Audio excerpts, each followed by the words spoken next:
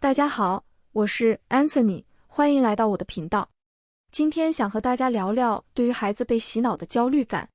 之所以想探讨这个问题，也是因为我最近遇到了几位家长，他们出于对孩子在学校里被政治宣传和意识形态洗脑的焦虑，试图纠正孩子的思想，但却适得其反。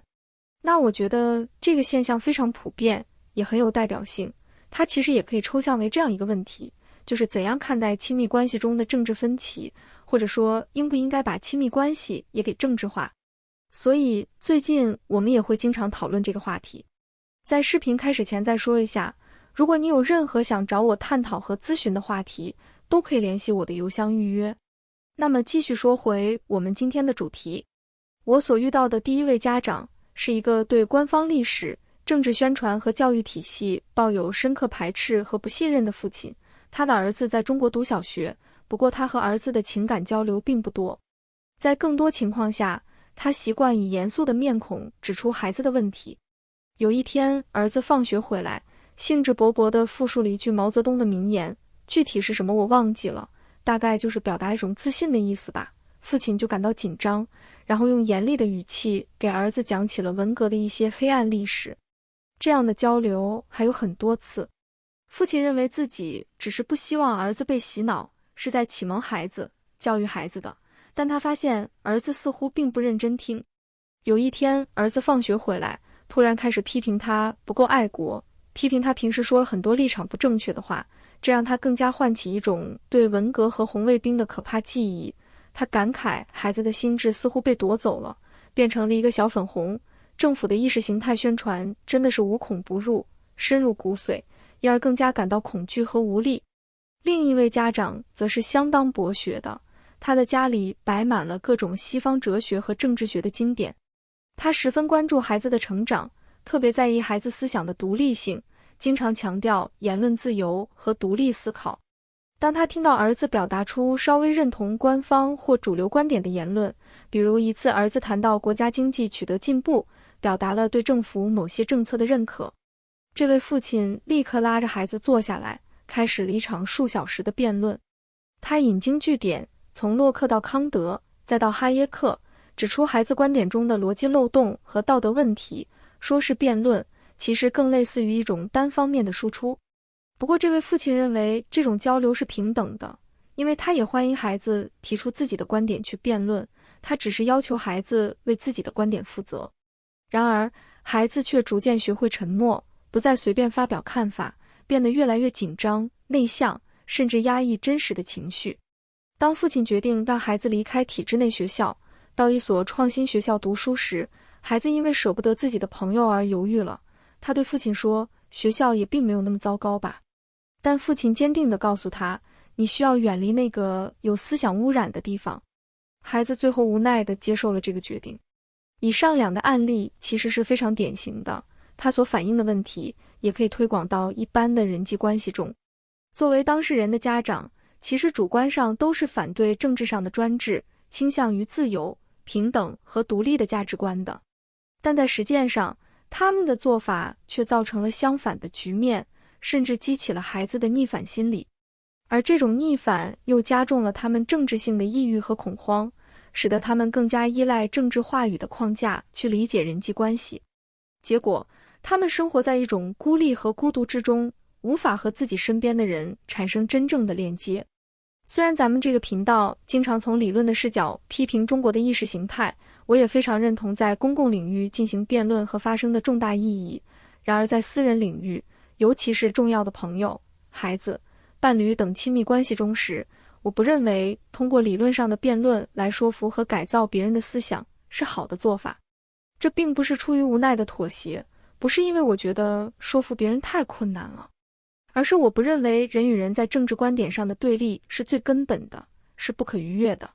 实际上，人与人之间本身就有一种互相连接的能力，是超越意识形态的对立和分歧的。从神经科学的角度上说，就是每个人都有社交生物反馈机制，也就是 social biofeedback， 能够将自己的情绪与他人的情绪链接，并从他人的情绪中看见自己的情绪。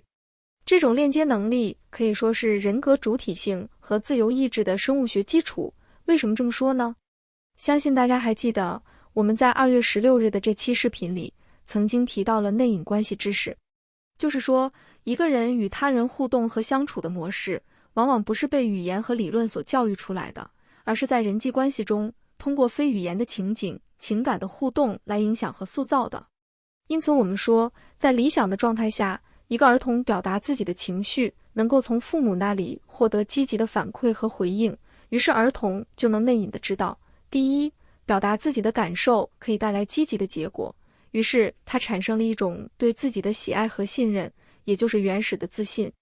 第二，儿童内隐地知道自己的情绪可以影响到他人，这就使儿童萌发了关于能动性和主体性的一种初步的感觉。更重要的一点是，儿童只有通过父母对自己情感的反馈和静应，才能够分辨、识别和命名自己的情感，这可以说是一个人理性能力和反思能力的熔炉。也就是说，所谓的理性其实是起源于情感的。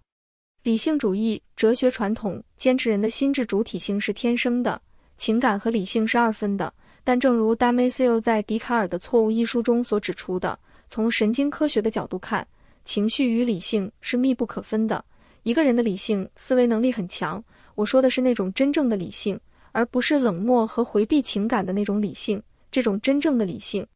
无非就是一个人的情感高度复杂和细腻的体现。当一个人的情绪足够丰富、发达和精细，没有太多的压抑和回避时，他自然就有了理性思维能力。而当情绪受到缩减和压抑时，大脑的理性能力也会跟着受损。因此，我们日常所说某个人很情绪化、不理性，归根到底并非是因为他的情绪太多太丰富，而是他无法精确识别、命名和调节自己的情绪，他的情绪太原始、不受控制，或者错误地反映现实状态。因此，人的主体性、自尊和思考能力，这些东西并不是天生就有的，而是在良好的人际关系中孕育的。正如黑格尔在精神现象学中所说的，自我意识只有在一个别的自我意识里才能得到它的满足。自我意识是自在自为的，它只是作为一个被承认者而存在的。这其实和现代心理学是高度契合的。虽然黑格尔肯定不知道社交生物反馈这种机制，但他的确指出了人的主体性是依赖于他者的承认和互动，而不是完全自治和独立的，或者说，只有在这种不独立中，才能形成真正的独立。一个人并不能靠笛卡尔所说的内省，就能直接得出我是一个独立的自我，而是通过他人与自己的互动，才逐步建立起自我意识的。说到这里，我们也可以理解，为什么家长们通过辩论纠正孩子的尝试，经常是失败的，即使他们主观上认为自己是鼓励孩子独立思考的。这是因为他们首先就没有链接到孩子的情绪，他们不能容纳孩子那些即兴的、碎片化的感受和意图，不能帮助孩子去整合自己的情绪，而是将孩子的一切语言都首先给抽象化和规律化为一个哲学命题，然后再去反驳这种命题。这看似是一种中立客观的理论探讨，但这种探讨本身又完全是靠父亲的权威所推动的，因为它是建立在一种地位的不对等和非自愿之上的，当然也是违背了言论自由的精神的。即使家长们讲的都是康德、伏尔泰、洛克、罗尔斯，然而家长的话语本身就传递出了一种无意识的焦虑和恐惧，而这种恐惧正是阻碍自由思考的最大障碍。他们出于自己的政治性的抑郁和对于被洗脑的恐惧，把孩子视为一个潜在的辩论者，或者说容易被洗脑的对象，于是感到自己有必要去启蒙孩子。但孩子困惑的是，家长为什么对这个问题这么害怕？于是孩子们要么觉得家长很荒谬，要么感到巨大的压力。于是他们容易产生出逆反心理，比如第一个孩子批评自己的父亲不爱国，但孩子是否真正认同官方的观点呢？其实这不过是孩子通过引用学校或者国家的权威来反抗自己的父亲罢了。当我们关注孩子语言之下的情绪时，就会发现他其实并不在意什么官方意识形态，他大概率根本不了解这些，他只是试图表达自己的攻击性和不满而已。但这种反抗却被父亲做出了政治化的解读，父亲认为这是孩子被政府给洗脑的表现，结果是加重了彼此之间的敌意，这个孩子或许还真就走上了父亲所不希望的道路。但这并不是因为政治宣传的洗脑能力太强大。很多人过于看重语言和观点对一个人心智的影响，认为只要从逻辑上批判了那些错误的思想，就可以启蒙别人、教育别人，但这常常导致他们忽视了语言之下的生存体验和无意识的互动模式。正如我们在11月30日的这期视频里所说，任何信息都具有巨大的可挖掘和可解释的深度，关键不在于这种信息本身是否有深度，而在于这种挖掘和联系的能力，也就是当事人是否能够处在一个自由思考和联想的阶段。如果一个人长期生活在罗杰斯所说的真诚透明的交流之中，哪怕他去读毛泽东、列宁的书，哪怕他曾经真的相信过他们的话，但他也会自然而然发现其中的问题并否定他们。而如果一个人在一个压抑情感的教育环境下，你就算让这个孩子读康德的实践理性批判，或者道德形而上学奠基，或者其他的启蒙思想，他也照样能读出一种专制、苛刻和威权的色彩。他完全可能把他内心里专制父母的形象投射到康德身上，比如康德的那个著名的定言命令：你应当按照使你的行为准则可以成为普遍法则那样去行动。这句话看起来就非常严厉，似乎带有一种明显的义务感和强制性，但这种强制却是个体服从自己的律法，是自律。然而，很多人的生存环境恰恰是缺乏对自由的感性体验的，因此他所理解的自律，本质上仍然属于外部的压迫和强制。他也很容易把康德视为一个不断对自己进行说教的道德权威，这种言语之下的内隐关系知识和理解框架，是比表面上的言语和政治观点更重要的东西。实际上，如果一个人执着于某种保守僵化的政治观点，我会更倾向于认为这是由于创伤导致了心智功能受损，而不是他被某种意识形态洗脑了。因此，我们说在亲子关系中，好的父母并不是那种永远完美，只说正确的话的全能的存在，而是虽然有缺陷和不完美，但能够容许孩子否定自己，能够促成孩子和自己顺利的分离，并开创新的生活。这同样适用于其他的亲密关系。虽然很多人觉得讨论政治是危险和可怕的，但其实还有比谈论政治更可怕的事情，那就是向亲密的人真诚地展露自己的真实情绪，包括脆弱、焦虑和忧郁。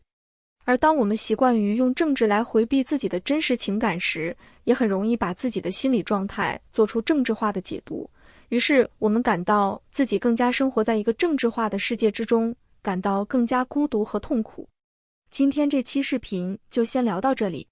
最后再说一下，如果你有任何的困惑和问题想和我交流，直接联系我的邮箱就好。比如你希望和我讨论某篇文章、某段话、某个视频、某种社会现象，或者你的日记，都可以提前把相关的文本发给我，我会在正式交流之前读完。或者你希望和我讨论你的人生经历、困惑和情感，都是可以的。